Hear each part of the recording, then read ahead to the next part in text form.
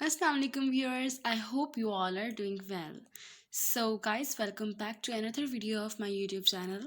Before I get into the topic, I would like to request that please consider subscribing my YouTube channel and tap on the bell icon.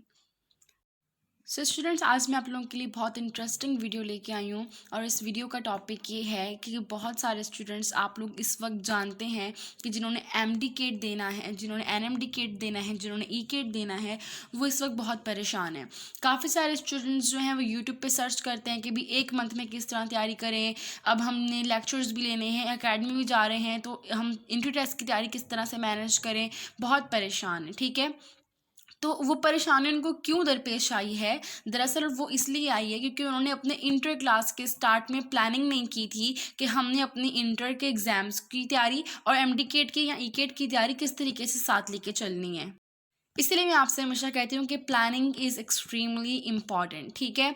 लेकिन जो students अभी freshly inter class में आए हैं वो regret ना करें, इसलिए मैंने आज आप लोगों के लिए ये वीडियो तैयार की है ताकि मैं आपको समझा सकूं कि आप लोगों ने अपने इंटर क्लास की स्टार्टिंग से किस तरीके से स्टडीज़ स्टार्ट करनी है।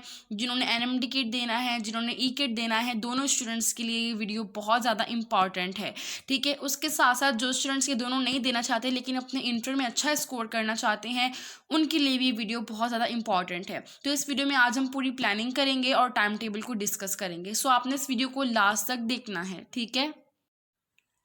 अच्छा स्टूडेंट, सबसे पहले अब जो इंटर क्लास में आ चुके हैं, अब अगर आप लोगों आपका मेन फोकस जो होगा वो ये होगा कि आपने अपने इंटर में अच्छी परसेंटेज लेके आनी है, ठीक है। अब वो परसेंटेज किस तरीके से लेके आएंगे? शुरू दिन से आप क्या करते हैं स्टूडेंट्स के शुरू दिन से तैयारी नहीं करते एग्जाम्स की और लास्ट में आके दिन रात एक कर देते हैं। लेकिन अगर आप चाहते हैं कि लास्ट में आके आपको कोई पैनिक ना हो, कोई परेशानी ना हो, कोई मसला ना हो और आपकी तैयारी बिल्कुल अच्छे तरीके से हो, क्योंकि एट द एंड टाइम पे आपको आहिस्ता आहिस्ता यूनिवर्सिटीज़ में एप्लीकेशंस भी देनी पड़ती हैं और उसके उसके एंट्री टेस्ट के लिए भी तैयारी आप लोगों को करनी पड़ती है, ठीक है, जो कि आपके स्कूल में कॉलेज में नहीं करवाई जाती।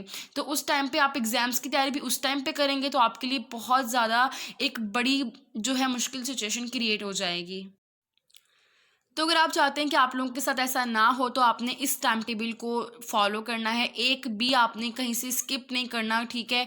आपने इसको कम्प्लीटली वॉच करना है। तो सबसे पहले आप लोगों ने क्या करना है कि रोज़ आपने अपना होमवर्क जो है उसको डेली करना है, ठीक है। आप जो आपको रोज़ होमवर्क मिला है आपने उसको स्किप नहीं करना, आपने रोज़ उस होमवर्क को करना है। भले आप अगले दिन कॉलेज जा रहे हों या ना जा रहे हों लेकिन आपने होमवर्क ज़रूर करना है अपना, ठीक है। उसके बाद आपने नोट्स जो है अपने रेगुलर बेसिस पे बनाने हैं। मतलब आपने आज कॉलेज में कोई भी एक टॉपिक पढ़ा है, फॉर सपोज फिजिक्स का इलेक्ट्रोस्टैटिक पढ़ा है, तो आपने घर आके क्या करना है कि उसका उसी टाइम पे आपने उसके नोट्स बनाने हैं। नोट्स आपने एंड टाइम पे तैयार करने के लिए नहीं छोड़ने। अब नोट्स आप किस तरीके से बनाएंगे? अगर आप अकेडमी ज्वाइन कर रहे हैं, अब मेरी बात ध्यान से सुनिएगा, आपने अकेडमी जो है अपने इंटर क्लास के पहले दिन से ज्वाइन कर लेनी है अगर आपको उसकी ज़रूरत है, ठीक है। अगर आप सेल्फ स्टडी पे बिलीव करते हैं, लाइक मैंने कभी भी अकेडमी ज्वाइन नहीं की, मैं हमेशा सेल्फ स्टडीज़ ही करती थी, ठीक है। तो आपने अगर अकेडमी नहीं ज्वाइन कर रहे दैट्स अ गुड थिंग, लेकिन अगर आप अकेडमी जा रहे हो तो आपने ऐसा नहीं करना कि आपने मिडिल ऑफ द ईयर से स्टार्ट नहीं करनी है अकेडमी या आपने लास्ट में अकेडमी स्टार्ट नहीं करनी है, आपने पहले दिन से अकेडमी अपनी ज्वाइन करनी है, ठीक है। तो आपने क्या करना है, अब अकेडमी में जो आपने पढ़ा वहाँ से जो आपने मेजर पॉइंट्स जो है, मेन पॉइंट्स जो है आपने नोट किए टीचर के लेक्चर के, ठीक है। दूसरी बात, टीचर जो आपको अकेडमी में पढ़ा रहे होते हैं उनके जो वो बताते हैं अपने लेक्चर में एज इट एज पूरे के पूरे पैराग्राफ्स मत लिखा करें। उनके शॉर्ट पॉइंट्स जो होते हैं, मेन पॉइंट्स जो होते हैं, जस्ट आप उनको नोट किया करें, ठीक है।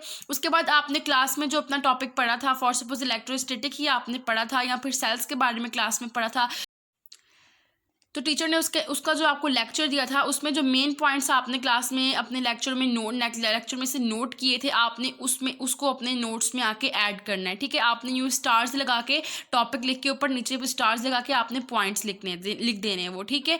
तो आपने जो क्लास में लेक्चर लिया था वो भी आपने पॉइंट्स के साथ नोट करना है। क्लास में जब टीचर पढ़ा रहे होंगे, क्या होता है कि बहुत सारे स्टूडेंट्स जो है लेक्चर नोट ज़रूर करते हैं लेकिन उनका फ़ायदा नहीं उठा पाते, क्योंकि उनके लेक्चर्स कभी किस कॉपी पे नोट करते हैं, कभी किस कॉपी पे नोट करते हैं और एट द एंड टाइम फिर उनके पास इतना टाइम नहीं होता कि वो लेक्चर्स जो नोट किए थे उनके भी वो भी पढ़ें, तो इसलिए वो उसको स्किप कर देते हैं, छोड़ देते हैं। हालांकि ये बहुत एक इंपॉर्टेंट चीज़ है, ठीक है। तो उसके बाद आपने क्या करना है, एक्स्ट्रा बुक्स जो हैं, एक बुक होती है आपके अपने बोर्ड की जो आप कॉलेज में पढ़ते हो, ठीक है। लेकिन कुछ होती हैं रेफरेंस बुक्स होती हैं जो कि आपके टीचर्स रिकमेंड करते हैं, आपके बोर्ड रिकमेंड करता है, तो आप उसमें से भी उन टॉपिक्स को ज़रूर पढ़ा करें। तो उस टॉपिक में से आपको जो डिफरेंट चीज़ आपने एक्स्ट्रा चीज़ आपने दूसरी बुक्स में से पढ़ी है उस टॉपिक के हवाले से, जो आपके अपने बोर्ड की बुक में नहीं थी, आपने उनको पॉइंट्स बना के, जो मेन पॉइंट्स टॉपिक के, वो आपने अपने नोट्स में ऐड कर देने हैं, ताकि आपको एंड टाइम पे आके दोबारा से हर बुक अलग अलग ना पढ़नी ना पड़े। आपके नोट्स में हर चीज़ जो है, मेन पॉइंट्स आपके नोट्स में मौजूद हों। जस्ट आप अपने एग्ज़ाम के टाइम पे बस अपनी बोर्ड की बुक पढ़ें और साथ में अपने जो है नोट्स को स्टडी कर लें, ठीक है। उसके बाद आपने नोट्स में क्या चीज़ ऐड करनी है, यूट्यूब में से आप कोई लेक्चर्स लेते हैं या फिर गूगल पे कोई वेबसाइट्स वगैरह हैं जो बहुत पसंद होती हैं। जैसे पर्सनली मुझे फिजिक्स के लिए, केमिस्ट्री के लिए कुछ वेबसाइट्स होती थी गूगल पे जो मुझे बहुत पसंद थी। यूट्यूब पे कुछ होते थे चैनल्स, तो उनके जो लेक्चर्स होते थे या वेबसाइट्स पे जो पॉइंट्स होते थे, मैं उनमें से मेन पॉइंट्स जो थे उनको नोट कर लेती थी अपने नोट्स में, ठीक है। तो इस तरीके से आपने अपने डेली नोट्स जो है आपने इस तरीके से तैयार करने हैं। उसके बाद डेली आपने क्या करना है, आपने जो भी ये नोट्स बनाए हैं, ठीक है। अब फॉर सपोज सारी बात है, कॉलेज में आपने 1 या 2 टॉपिक पढ़े होंगे, ठीक है, फिजिक्स के, केमिस्ट्री के, बायो के, ठीक है। आपने सब सब्जेक्ट्स के बारे में मैं बता रही हूँ कि सब सब्जेक्ट्स के आपने रोज़ नोट्स बनाने, जो आपने रोज़ कॉलेज में पढ़ा है उसके आके नोट्स बनाने हैं, ठीक है। तो आपने क्या करना है, उन नोट्स को फिर मेमोराइज कर लेना है। मेमोराइज करने के बाद आपने उनको रिवाइज भी करना है, ठीक है। और एट द लास्ट आपने क्या करना है कि आपने डेली जो है पास पेपर्स जो हैं आपके बोर्ड्स के या गेस्ट पेपर्स हैं, आपने उनको सॉल्व करना है, ठीक है। अब ये सॉल्व करने में ज़्यादा आपका टाइम नहीं लगेगा, क्योंकि देखिए आपने अगर एक टॉपिक पढ़ा है तो ज़ाहिर बात है पास पेपर में उसके हवाले से एक MCQ होगा या 2 शॉर्ट क्वेश्चंस होंगे, इस तरह से होगा, ठीक है। तो आपने वो जो है पास पेपर जो है वो भी उस टॉपिक का सॉल्व करना है या गेस्ट पेपर सॉल्व करना है। चाहे तो आप ज़ुबानी उसको सॉल्व कर लें, बिकॉज आपने नोट्स भी तैयार किए थे, मेमोराइज भी किया, रिवाइज भी किया। और अगर आपको नहीं आ रहा तो आप देख कर भी इन सब चीज़ों से हेल्प लेके भी अपने पास पेपर्स को सॉल्व कर सकते हैं, लेकिन आपने करने ज़रूर हैं, ठीक है। तो ये आपका डेली का आपका ये टारगेट है कि आपने डेली किस तरीके से पढ़ना है, ठीक है। उसके बाद आपका टाइम टेबल क्या है कि आपने किस तरीके से शेड्यूल बनाना है इन सब चीज़ों को करने का। वो ये कि फॉर सपोज देखिए, अब 2 बजे आप कॉलेज आपका ऑफ हो गया है, ठीक है। अब 3 बजे तक अगर आपका कॉलेज थोड़ा दूर है घर से, आप 3 बजे तक घर पहुंच गए, ठीक है। अब 3 से लेकर 4 बजे तक 1 घंटा आप सो जाएं। जैसे कि मेरा भी 2 बजे कॉलेज ऑफ हो जाता था, मैं 3 बजे घर पहुंचती थी, 1 घंटा सोती थी और 4 बजे दोबारा उठ जाती थी, ठीक है। तो 4 बजे तक आपने पावर नैप ले लेनी है। उसके बाद आपने अपनी स्टडीज़ जो है उसको स्टार्ट कर देना है, ठीक है। अब ये शेड्यूल आपका सिर्फ और सिर्फ 6 आवर का है, मतलब आप सिर्फ 6 आवर्स के लिए अपने एग्जाम की और इंट्री की दोनों के लिए अगर आज से स्ट्रगल स्टार्ट कर देंगे तो आपको एंड टाइम पे कोई मुश्किल नहीं होगी और आप कॉन्फिडेंट होंगे। तो उसके बाद 4 to 6 जो है ये मैंने टाइम छोड़ दिया 2 घंटे, कि अगर आप अकेडमी जा रहे हैं इस टाइम पे, क्योंकि 6 बजे तक की जो होती हैं अकेडमीज़ होती हैं, तो आपके ये अकेडमी के 2 घंटे मैंने साइड पे निकाल दिए। अब आप 6 बजे घर आए हो, 6 बजे आपने स्टडीज स्टार्ट करनी है। 6 से लेके 8 तक आपने क्या करना है, अपने नोट्स बनाने हैं जो मैंने इस तरीके से आपको बताया था, ठीक है। आपके 2 घंटे में ये बन जाएंगे।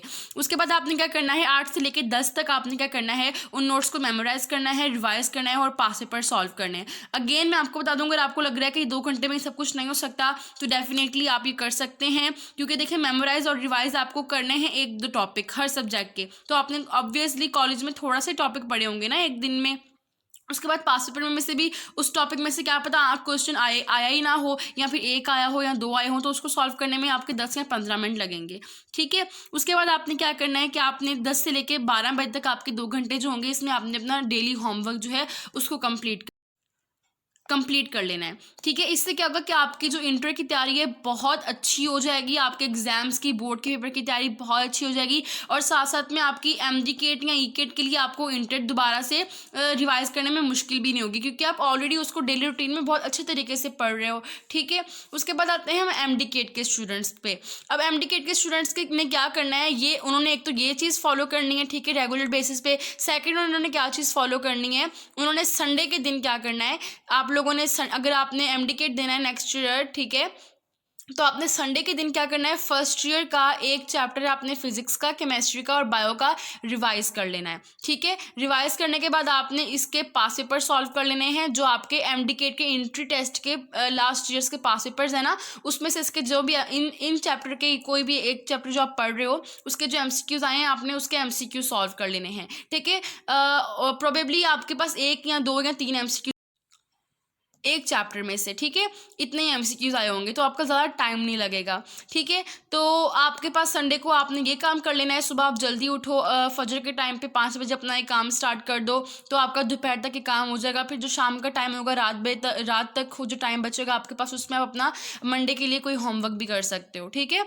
उसके बाद आपने जो इंग्लिश की तैयारी करनी है वो इस तरीके से आपने तैयारी करनी है कि इसकी तैयारी एक टाइम पे नहीं हो सकती। इस साल भी बहुत सारे स्टूडेंट्स परेशान हैं, मुझे पर्सनली मैसेज करते हैं कि आप किस तरीके से हम इंग्लिश की तैयारी करें, नहीं समझ आ रहा। तो देखें, इसकी तैयारी आपने थ्रू आउट द ईयर करनी है, और थ्रू आउट द ईयर आपने क्या करना है, अपनी वोकैबुलरी जो है रोज़ आपने कोई 10 या 5 वर्ड्स याद कर लेने हैं, अपनी वोकैबुलरी स्ट्रॉन्ग करनी है, ग्रामर स्ट्रॉन्ग करनी है, जो रूल्स होते हैं इंग्लिश ग्रामर के आपने उनको स्ट्रॉन्ग करना है, टेंसेस जो है, इन 4 चीज़ों को आपने जो है ना थ्रू आउट द ईयर साथ साथ में कवर करते जाना है। ठीक है, तो एंड टाइम पे आपको कोई मुश्किल नहीं होगी। उसके बाद ईकेट के जो स्टूडेंट्स हैं, सिमिलरली जो मैंने एमडीकेट के लिए बताया उनके लिए भी वही मेथड है, बस यहाँ बायोलॉजी की जगह उनके पास मैथ्स आ जाएगा, और सिमिलरली इंग्लिश की प्रैक्टिस उन्होंने भी इस तरीके से करनी है। अब हम आते हैं कि मेन फोकस होगा हमारा क्या होगा इस साल।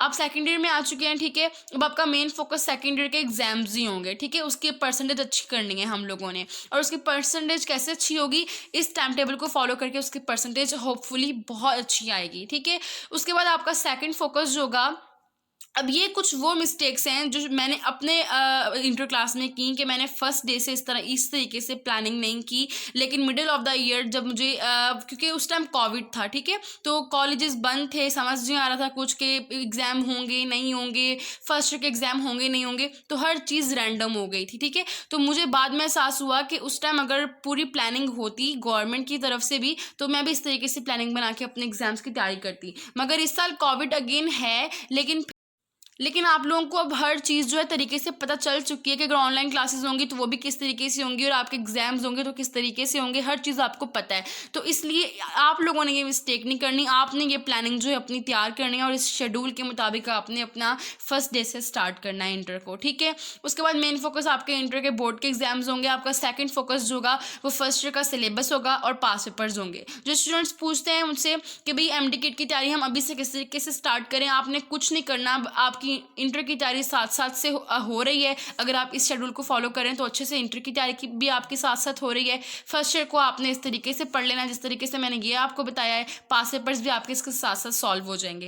एट दी एंड क्या होगा, जब आपके पास लास्ट मंथ बचेगा या 1-2 मंथ बचेंगे इंटरव्यू से पहले, उसमें आपने और आपके बोर्ड के एग्जाम से पहले भी आपने कोई एकेडमी नहीं ज्वाइन करनी, आपने एकेडमी छोड़ देनी है। ठीक है, उसके बाद आपके पास आपने कोई एक्स्ट्रा लेक्चर्स नहीं लेने अपने एग्जाम्स के ना ही अपने एग्जाम्स के दौरान और ना ही अपने एंट्री टेस्ट के दौरान। ठीक है, उसके बाद एंट्री टेस्ट के टाइम पे आपके पास हर चीज़ क्लियर होगी, आपका सिलेबस पढ़ा हुआ होगा फर्स्ट ईयर इंटर का, आपने पास पेपर्स पढ़े होंगे अच्छे तरीके से, आपको वो याद हो जाएंगे तब तक। ठीक है, अब एंड टाइम पे आपने बस रिवीजन करनी होगी, फर्स्ट ईयर इंटर पार्ट 1 और पार्ट 2 के सिलेबस की रिवीजन करनी होगी, और जिस तरह आप उसको रिवाइज करते जाएंगे साथ साथ आप उसके एमसीक्यूज की प्रैक्टिस करते जाएंगे। इस तरीके से आपको एंड में कोई भी टेंशन नहीं होगी, कोई पैनिक नहीं होगा, और आप अच्छे तरीके से कॉन्फिडेंटली अपनी एंट्री की तैयारी कर सकेंगे। तो अगेन मैं आप लोगों को बोल रही हूँ कि आपने इसको जो है फॉलो करना है। अगर आप इसको फॉलो करेंगे तो ही आपको रिजल्ट्स अच्छे मिल पाएंगे, अदरवाइज आपको रिजल्ट्स नहीं मिल पाएंगे। अगर हफ्ते में 1-2 दिन आप चीट कर लेते हैं, ये टाइम टेबल फॉलो नहीं करते हैं, तो कोई मसला नहीं, कोई बात नहीं, लेकिन आपने कम से कम हफ्ते में बाकी दिन जो है एक दो चीट कर लिए, लेकिन बाकी दिन आपने इसको फॉलो करना है। अगर आप अपने साथ सिंसियर हैं और आप अगर चाहते हैं कि एंड टाइम पे आप परेशान ना हो बाकी स्टूडेंट्स की तरह जो स्टूडेंट्स इस साल परेशान हैं। ठीक है, तो अगर आपको ये वीडियो पसंद आई है तो आपने इसे लाइक करना है, शेयर करना है, कमेंट में मुझे ज़रूर बताना है, और चैनल को सब्सक्राइब करना है। ठीक है, अगर कोई भी और टॉपिक के हवाले से आप इन्फॉर्मेशन लेना चाहते हैं या जानना चाहते हैं तो उसको आप कमेंट में बता सकते हैं।